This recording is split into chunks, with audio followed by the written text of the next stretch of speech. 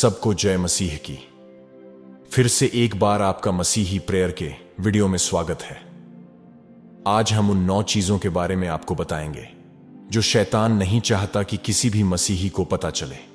कितनी भी शैतानी बाधाएं आए, इस वीडियो को समय निकालकर अंत तक जरूर देखें। मसीही होने के नाते हम जानते हैं कि हमारा एक शत्रु है जो हमसे घृणा करता है। उसका मुख्य उद्देश्य हमारे जीवन में मूल्यवान हर चीज को चुराना, मारना और नष्ट करना है। कभी कभी ऐसा लगता है कि उसके हमले लगातार जारी हैं और मजबूत बने रहना एक संघर्ष बन जाता है। बाइबल में हम पढ़ते हैं कि अच्छाई और बुराई के बीच की लड़ाई शुरुआत से ही होती आ रही है। अदन का बगीचे से लेकर कलवरी के क्रूस तक शैतान ने हमेशा परमेश्वर की योजना को बाधित करने की कोशिश की है। लेकिन क्या होगा अगर मैं आपको बताऊं कि कुछ खास चीजें हैं जिन्हें शैतान बेताब तरीके से आपसे छिपाना चाहता है। 9 सत्य इतने शक्तिशाली हैं कि वे आपके जीवन को बदल सकते हैं और मसीह के साथ आपके चलने को मजबूत कर सकते हैं। हमारे साथ बने रहें, क्योंकि हम उन 9 चीजों के बारे में आपको बताएंगे जो शैतान नहीं चाहता कि किसी भी मसीही को पता चले, जिनमें से प्रत्येक बाइबल के सत्य पर आधारित है। 1, शैतान नहीं चाहता कि आप विश्वास करें कि वह अस्तित्व में है। आज की दुनिया में कई सारे लोग शैतान को काल्पनिक मानते हैं, फिर भी बाइबल लगातार उसकी वास्तविकता की पुष्टि करती है। यूहन्ना 8:44 में प्रभु यीशु ने शैतान को झूठ का पिता कहा है। शैतान की सबसे बड़ी चाल लोगों को यह विश्वास दिलाना है कि वह मौजूद नहीं है। क्यों? क्योंकि अगर आप उस पर विश्वास नहीं करते हैं तो आप उसके प्रभाव को नहीं पहचान पाएंगे, आप उसके हमलों के विरुद्ध प्रार्थना नहीं कर पाओगे और आप उसकी चालों के प्रति अधिक संवेदनशील हो जाएंगे। बाइबल हमें सतर्क रहने की चेतावनी देती है। 1 पतरस 5:8 में कहा गया है, सचेत हो और जागते रहो, क्योंकि तुम्हारा विरोधी शैतान गर्जने वाले सिंह की नाई इस खोज में रहता है कि किसको फाड़ खाए। यह कोई चेतावनी नहीं है जिसे नजरअंदाज किया जाए। शैतान की वास्तविकता को पहचानना उसका विरोध करने का पहला कदम है। क्या आप अपने आसपास चल रहे आत्मिक युद्ध से अवगत हैं? अगर नहीं, तो प्रार्थना करें कि प्रभु आपको इन बातों के बारे में अधिक गहराई से सिखाए। शत्रु की चालों को पहचानने और उनके विरुद्ध खड़े होने के लिए परमेश्वर से विवेक की प्रार्थना करें। 2, शैतान नहीं चाहता कि आप परमेश्वर के वचन को जानें। जब प्रभु यीशु को जंगल में परीक्षा में डाला गया तो उन्होंने अपनी भावनाओं या विचारों पर भरोसा नहीं किया। उन्होंने शास्त्र का हवाला देकर वचन के माध्यम से शैतान को हराया और कहा, यह लिखा है। परमेश्वर के वचनों को बाइबल में आत्मा की तलवार के रूप में वर्णित किया गया है, जो दुश्मन के खिलाफ एक शक्तिशाली हथियार है। शैतान जानता है कि बाइबल आपको सच्चाई और शक्ति से परिपूर्ण करती है, इसलिए वह आपको इसे पढ़ने से रोकने की कोशिश करता है। वह आपका ध्यान भटकाएगा, आपको बहुत व्यस्त महसूस कराएगा या बाइबल को पढ़ने की सामर्थ्य के बारे में संदेह पैदा करेगा। भजन संहिता 119:105 में लिखा है, तेरा वचन मेरे पांव के लिए दीपक और मेरे मार्ग के लिए उजियाला है। वचन बिना हम अंधकार में चलते हैं। बहुत से मसीही बाइबल नहीं पढ़ते या उसके महत्व को गंभीरता से नहीं लेते, इसलिए उनका जीवन हमेशा समस्याओं में रहता है। दैनिक बाइबल अध्ययन और वचन को याद करने के लिए प्रतिबद्ध रहें। आपके दिल में परमेश्वर के वचन जितना अधिक होगा, आप शैतान के झूठ का विरोध करने के लिए उतने ही अधिक तैयार होंगे। 3, शैतान नहीं चाहता कि आप प्रार्थना करें। प्रार्थना परमेश्वर तक आपकी जीवन रेखा है। यह वह तरीका है जिससे आप उनका मार्गदर्शन, शक्ति और सुरक्षा मांगते हैं। याकूब 5:16 हमें बताता है, धर्मी जन की प्रार्थना के प्रभाव से बहुत कुछ हो सकता है। धर्मी व्यक्ति की प्रार्थना शक्तिशाली और प्रभावी होती है। शैतान प्रार्थना से डरता है क्योंकि यह आपके जीवन और परिस्थितियों में परमेश्वर की शक्ति को आमंत्रित करता है। दानिएल के बारे में जरा सोचें। मृत्यु का सामना करने के बावजूद वह प्रार्थना करता रहा। वह दिन में 3 बार प्रार्थना करता था। उसके अटूट विश्वास के कारण परमेश्वर ने शेरों के मुंह बंद कर दिए। प्रार्थना परिस्थितियों को बदलती है और आपके विश्वास को मजबूत करती है, लेकिन शैतान इसे बाधित करने के लिए हर संभव प्रयास करेगा।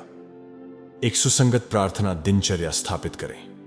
समय निकालकर प्रार्थना करें। विश्वास से की हुई आपकी छोटी प्रार्थनाएं भी फर्क ला सकती हैं। ध्यान भटकाने वाली या निराश करने वाली बातों को परमेश्वर के साथ इस महत्वपूर्ण संबंध से दूर न जाने दें। 4. शैतान नहीं चाहता कि आप क्षमा करें। क्षमा न करना एक जहर है जो आपको उस व्यक्ति से ज्यादा नुकसान पहुंचाता है जिसे आप माफ करने से मना करते हैं। बाइबल हमें 2 कुरिन्थियों 2 के वचन 10 और 11 में चेतावनी देती है कि माफी न देने से शैतान को हमारे जीवन में पैर जमाने का मौका मिलता है, क्योंकि कड़वाहट और नाराजगी हमारे हृदयों को खा जाती है और परमेश्वर के आशीर्वाद को रोकती है। क्रूस पर यीशु ने कहा, हे पिता, उन्हें माफ कर, क्योंकि वे नहीं जानते कि वे क्या कर रहे हैं। अगर वह उन लोगों को माफ कर सकते हैं जिन्होंने उसे सूली पर चढ़ाया, तो हम भी उन लोगों को भी माफ कर सकते हैं जिन्होंने हमारे साथ गलत किया। क्षमा करना सिर्फ अपराध को माफ नहीं करता है, लेकिन यह आपको इसके बोझ उठाने से मुक्त करता है। परमेश्वर के आशीषों को आपके जीवन पर खोलता है। क्या आज आपको किसी को क्षमा करने की जरूरत है? परमेश्वर से शक्ति मांगें ताकि आप उस कड़वाहट को जाने दें और उनकी कृपा को अपने अंदर बहने दें। 5. शैतान नहीं चाहता कि आप आराधना करें। आराधना परमेश्वर की महानता की घोषणा करने का एक शक्तिशाली कार्य है। यह आपका ध्यान आपकी समस्याओं से हटाकर परमेश्वर की सामर्थ और संप्रभुता पर केंद्रित करता है।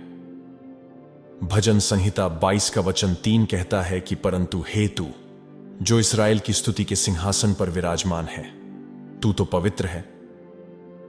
परमेश्वर अपने लोगों की स्तुति में निवास करता है, जिसका अर्थ है कि जब हम उसकी आराधना करते हैं तो वह हमारे निकट आते हैं और हमारी परिस्थितियों को बदल देते हैं। प्रेरितों के काम 16 के 22 से 34 में पौलुस और सीलास को बहुत पीटा गया और कैद किया गया, फिर भी उन्होंने आराधना करना चुना। जब वे भजन गा रहे थे तो भूकंप ने जेल को हिला दिया, जिससे वे मुक्त हो गए और जेलर को उद्धार की ओर ले गए। आराधना न केवल आपके दृष्टिकोण को बदलती है, बल्कि परमेश्वर को हस्तक्षेप करने के लिए भी आमंत्रित करती है।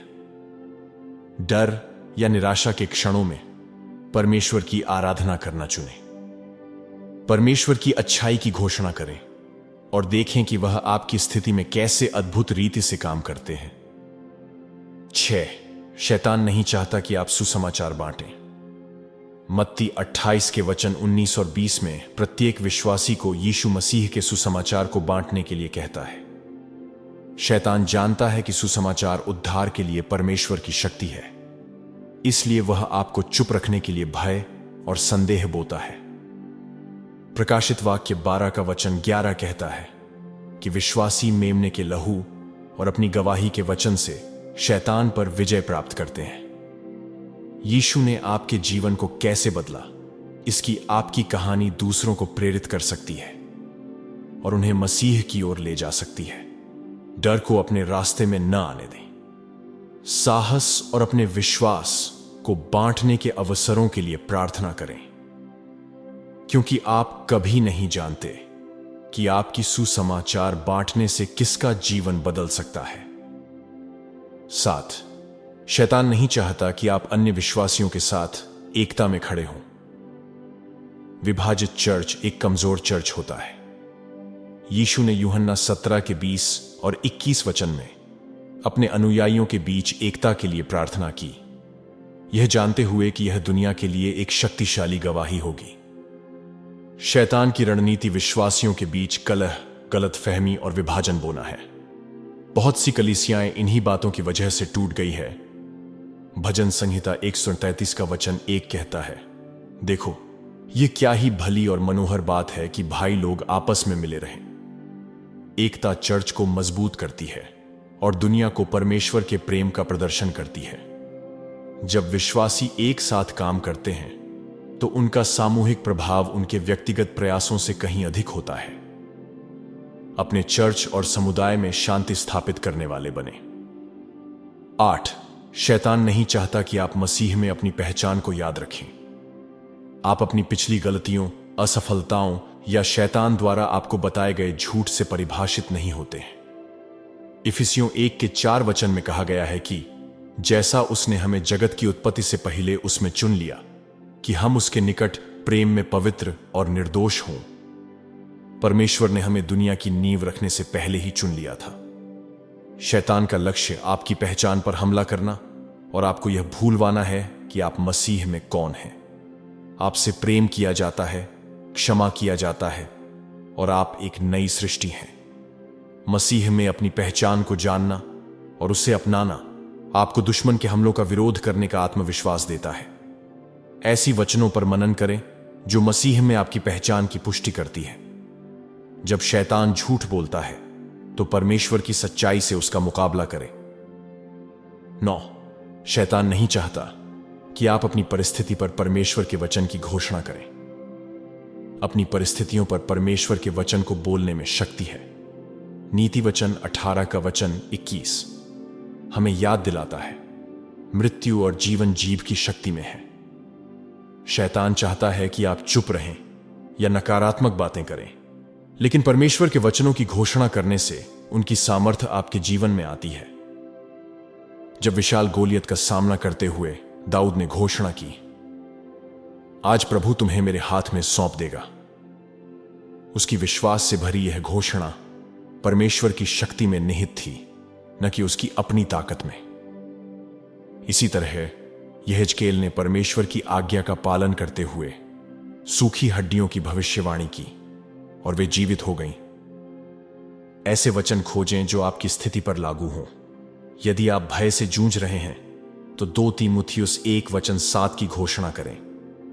परमेश्वर ने मुझे भय की नहीं बल्कि सामर्थ्य, प्रेम और संयम की आत्मा दी है। यदि आप अभाव या कमी घटी का सामना कर रहे हैं तो फिलिप्पियों 4:19 की घोषणा करें। और मेरा परमेश्वर भी अपने उस धन के अनुसार जो महिमा सहित मसीह यीशु में है, मेरी हर एक घटी को पूरी करेगा। अपने शब्दों को परमेश्वर की सच्चाई के अनुरूप होने दें। प्रतिदिन परमेश्वर के वचन को बोलने की आदत डालें। जैसे जैसे आप उनके वचनों की घोषणा करेंगे, आपका विश्वास बढ़ेगा और आप देखेंगे कि उसका हाथ चमत्कारिक तरीके से आपकी परिस्थिति पर काम कर रहा है। शैतान का मिशन चोरी करना, मारना और नष्ट करना है, लेकिन यीशु हमें जीवन देने आए और परिपूर्ण जीवन। अब जब आप उन 9 चीजों को जानते हैं जो शैतान नहीं चाहता, तो आप इस सच्चाई के साथ क्या करेंगे? क्या आप परमेश्वर के वचन, प्रार्थना और विश्वास से लैस होकर दृढ़ रहेंगे? आत्मिक लड़ाई असली है, लेकिन अगर यीशु मसीह हमारे साथ है तो जीत पहले से ही मसीह के माध्यम से हमारी है। याद रखें, जो तुम में है वह उससे बड़ा है जो संसार में है। सतर्क रहें, विश्वास योग्य रहें और यीशु में जो जीत आपको मिली है उसे जिए। इस वीडियो को अंत तक देखने के लिए धन्यवाद। इस वीडियो को लाइक करें और इसे 3 बार शेयर करें ताकि हम ज्यादा से ज्यादा लोगों तक सुसमाचार पहुंचा सकें और ज्यादा से ज्यादा लोगों के जीवन बदल सकें। विश्वास से कमेंट सेक्शन में आमीन जरूर लिखें ताकि हमें आपके नाम दिख सके और हम आपके लिए प्रार्थना कर सकें।